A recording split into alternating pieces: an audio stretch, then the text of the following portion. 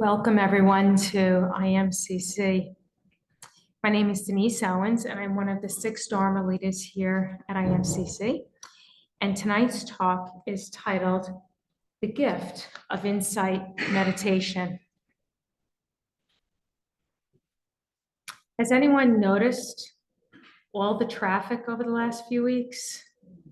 More people are out and about managing their holiday to-do lists and participating in festivities. And we think of them as traffic. Searching for the perfect gifts for their loved ones, decorating to set a festive spirit, and planning and preparing holiday meals to bring as much delight as possible for their guests. It can be a joyous time. But truth be known, I find it can also be an exhausting time. I don't know when in my life shopping for the holidays went from being fun to being a chore. The intentions are good, spreading tidings of good joy to all. But when stressed by all the errands, preparations, and perhaps some of our dinner guests, some of us can get a little cranky. By some of us, of course, I mean me, and maybe some of you, I don't know. Sometimes the best gift that we can give ourselves and others is our meditation practice. A practice to ground us, to give us insight as to why we are having these moments of suffering, and to reduce our reactivity so our presence can be a gift to others. Some people naturally think their presence is. It's not always true. Jack Kornfield states in his book, Wise Heart, mindfulness is attention. It is non-judging, and it is respectful awareness. So mindfulness is attention, non-judging, respectful awareness. Meditation is the tool that we use to calm and focus our minds so we can develop such mindfulness. The Buddha said, "My friends, it is through the establishment of lovely clarity of mindfulness that you can let go of grasping after the past and the future, overcome attachment and grief, abandoning all clinging and anxiety, and awaken to an unshakable freedom of the heart, here, now." Freedom of the heart would be a most fabulous gift to give another and to ourselves. I believe to give another person our full attention in the here and now is one of the rarest and most treasured gifts. I've heard many eulogies that were like resumes full of accomplishments. And I would think that I was such a slouch that I could never muster up the energy to accomplish all of those wonderful things.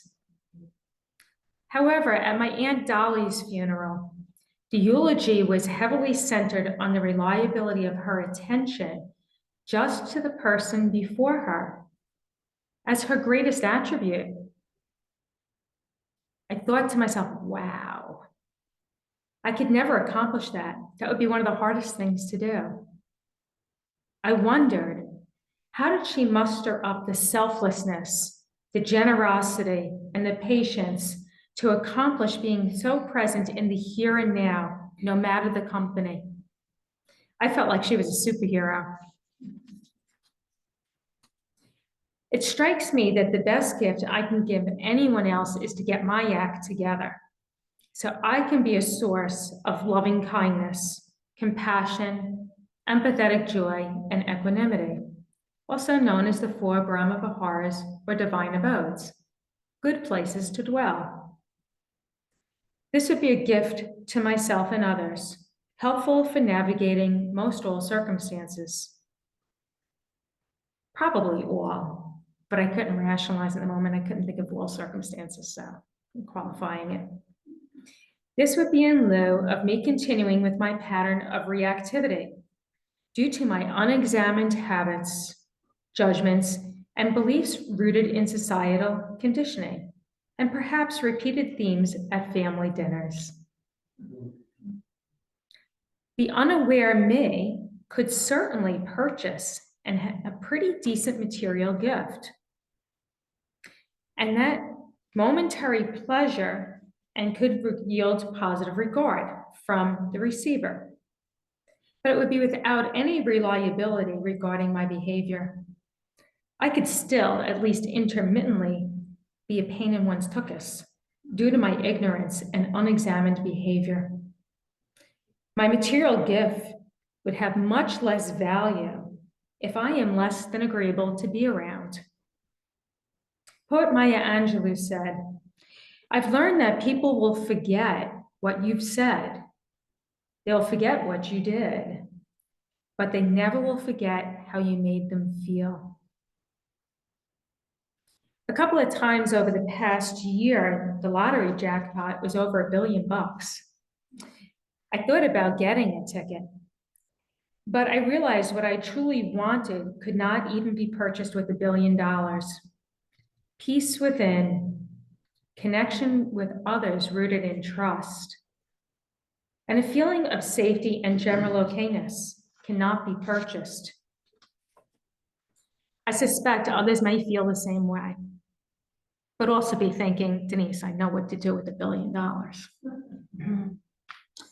Some other societies that have far less materialistic wealth than the United States, for example, Bhutan, are known to have greater rates of reported happiness. I remember the late Venerable Panadipa saying here, right in this Milford Chapel, that when we have more material goods, we have more to take care of, more to fear losing, and more energy spent grasping. That is suffering. Now, I'm not recommending that you gift your 6-year-old child or grandchild your meditative presence, okay, in the here and now only. But maybe you get a gift and then you actually spend time with them for a few moments in their true presence. That would be an experiential gift. That would be icing on the cake. So I want to go over a few ways that mindfulness and meditation practice can yield gifts for us and others. A lot of these are studied, a lot of them are experienced here, just even with the practice. There are emotional, behavioral, and societal benefits. The practice trains us to have presence and attention, thus sharpening our focus. As we practice releasing clinging to our ideas, the idea of things as mine will reduce my defensiveness. If I don't think it's mine, I'm not holding on, I don't have any fight in the game, right? It's already a good start to a more peaceful gathering. When things don't come together as planned, our practice helps us to return to a state of calm or grounding quicker than if we didn't practice, leading us to more efficient emotional regulation and reduction of anxiety. Vipassana or insight meditation, which is what we practice, aids in introspection.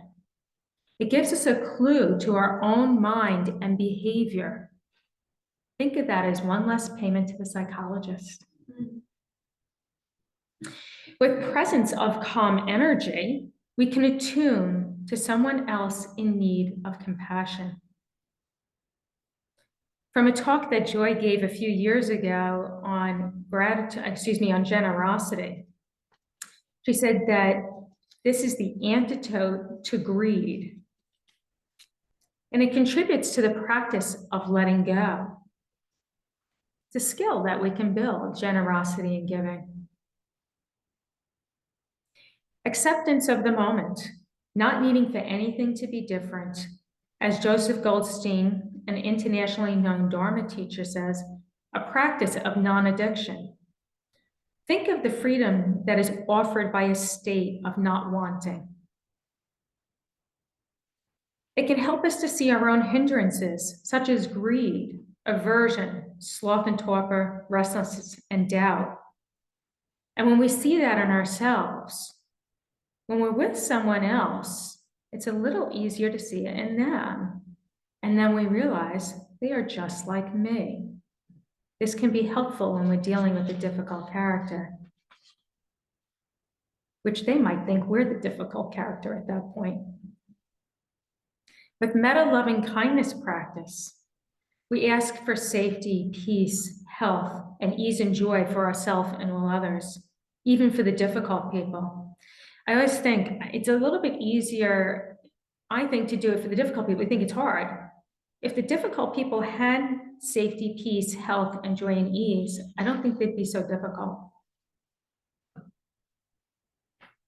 This is a gift for everyone, our meta-loving kindness meditation. There are health benefits to our meditation practice, our mindfulness study. Studies on mindfulness and meditation have shown that after 8 weeks of daily practice, there are moderate decreases in depression, anxiety, bodily pain, decreases in stress, blood pressure, and increased reported health-related quality of life measures, meaning people reported they were happier. That's what that sentence was. In one study, 79 participants completed an 8-week mindfulness-based stress reduction training that involved a group-based intervention, and then also a day-long retreat and daily guided home meditation audio recordings. And what they found after the 8 weeks is that folks that had been diagnosed with generalized anxiety disorder had a greater drop in stress-related hormones, also had a greater drop in pro-inflammatory markers. There's more fancy names. If anyone's interested, I can go through them, but I figured we don't need to go there. And the findings suggest that mindfulness meditation training may help some participants to cope better with the subsequent stress. We become skilled. There are also brain changes, the actual size and wiring in the brain with what we are practicing, such as those involved in emotional regulation.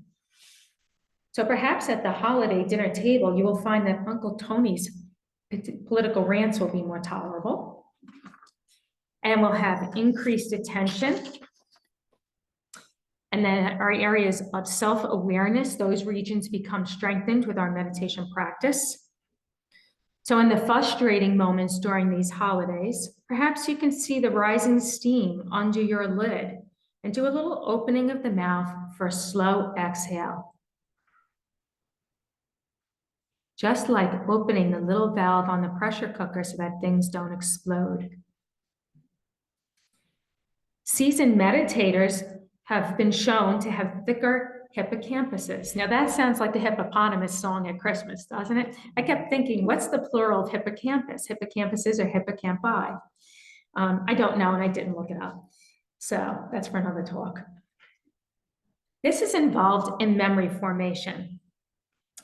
Also, the studies have shown that with consistent practice, our amygdala, our alert center in our brain, actually gets smaller. It increases the activation of our prefrontal cortex in the brain. This is our executive thinking center, what kind of parses things out and gets us to good judgment. When the amygdala is all over the place, this goes staticky. But if we can get this online and calm the amygdala down, this actually calms the amygdala down even further. Kind of keeps helping. More activity has been found in the insular region of the brain. This is a part of the brain that improves our observational abilities. Improved cognitive function, that's our thinking ability. The gray matter density in the brain related to learning and memory, emotional regulation, and self-awareness. We often hear in our meditation practice name or label what comes up in our moment-to-moment experience to help us to be in the present moment. Studies have shown that when we verbally label what comes into our consciousness, there is then less amygdala activity. That's the fear-based center, the alert center. Professor of psychology from Wake Forest University, Christian Waugh, explains, when we recognize the reason for alarm, we can shut off the alarm because we know what's going on. kind of interesting. I don't know why I hadn't thought of that before, right? You get home and maybe we have a little less tension when that home alarm goes off because we're kind of used to it. We know what to do. Just go in and fix it up. But if we're not ready for the alarm, that seems to be a little bit more alerting. So with insight meditation practice, we are doing just that. We are focusing our attention to what's going on rather than what we just believe is going on. And we can help calm ourselves that way. Our practice can also include naming any threat that comes up. So that's a thought when that happens in our practice. And the work of David Butler and others, they're down with the Neuro-Orthopedic Institute down in Australia. They have found through their studies that naming the threat empowers us to know what's going on and why without reacting, that a lot of the pain in our body comes to the reaction to our thought, not necessarily to what nerve is being stimulated when we have a pain in the body. So going back to Dr. Christian Waugh from Wake Forest University, he had a bit of advice, which I thought was kind of nice. Don't avoid thinking and talking about your emotions. Just don't let them linger for longer than they are valuable or adaptive. In insight meditation, we watch what comes in for us arise and pass naturally. So we see there are many benefits and gifts of meditation. We are worthy of these gifts, as is our community and our society. This practice can well be an act of generosity. I say can be because we think of giving as an act of generosity, but giving and generosity are not always the same thing.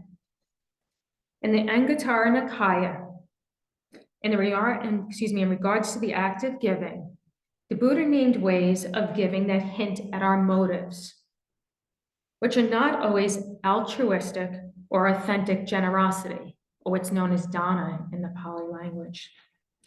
He names 8. Of this 8, number 1 is one who gives spontaneously. This is almost compulsively, caught up in our ideas about giving. One might give out of fear, that's number 2. 3, or because of thinking, he too has given me a gift. Or because of thinking, he will give me a gift too. You know that suffering when somebody comes up next week and they give you a little something, you're thinking, ooh, that's that one. Number 5, or because of thinking that it's a good idea to give. Number 6, because of thinking, now this is in regards to alms and the idea of the ascetics coming for alms goods, but I think you can see where it would apply in our life. I cook, but they, being ascetics, do not. Since I cook, it would not be proper for me to refuse giving a meal to those who do not cook. I'm learning a little bit about codependency, so that fits in that category, I'm not sure. I think it's still good that they give alms. 7, because of thinking, by giving such a gift, I shall earn a good reputation. Or 8, one gives because it ennobles the mind. That's the answer. That's the winner right there, okay? Allowing a disposition of non-greed, non-hatred, allowing us a foundation for practicing meta-loving kindness without attachment to outcome. There's another passage in the Anguttara Nikaya that's similar, but there's a little bit of difference. I would like to share this one also. The Buddha said, reasons we may give is out of affection or out of an angry mood. So it was kind of funny. Have you ever done that? Here, take this, get out of my way, right? I think I've done that before. We can give out of stupidity, out of fear, out of tradition.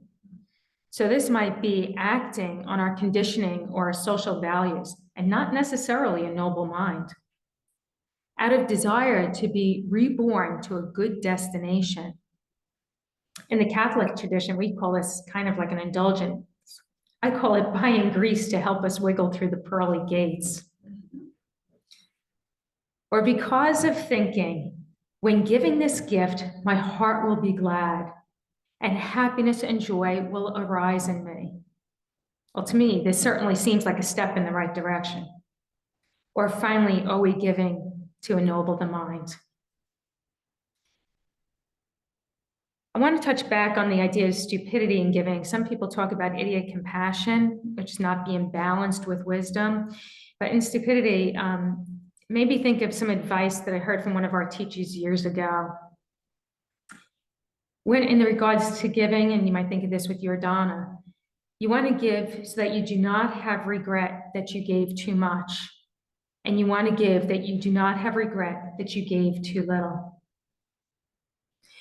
Much of the portion of this information on the motivations came from an article from Gloria Ambrosia. It's titled, "There's More to Giving Than We Think." She encourages us to be an impartial examiner to our actions and our motivations. What is the fuel behind our actions? Can we look at our motives for giving? And we also can take a look, is there suffering attached to our giving? And then we kind of want to take a look at that and maybe change what we're doing or how we're giving. The Buddha taught, before we give, the mind of the giver is happy. While giving, the mind of the giver is peaceful. After having given, the mind of the giver is uplifted. I certainly hope this would be true for everyone. Before meditation, are we happy? I don't know, I'm not always happy right before meditation. I'm thinking, I gotta go do this. Sometimes, not always. During meditation, am I peaceful? Sometimes, yeah, not always. But I'm always hopeful for the peacefulness, right? Without holding on to it, because that would be grasping and clinging. After the meditation, am I uplifted? Almost always. Giving gifts that naturally yield great joy for the giver and hopefully for the receiver. Once we give, what the other person's reaction is and how they receive, that's theirs. What we do is we give, hopefully out of an ennobled mind. A thought even came to me in preparing this talk.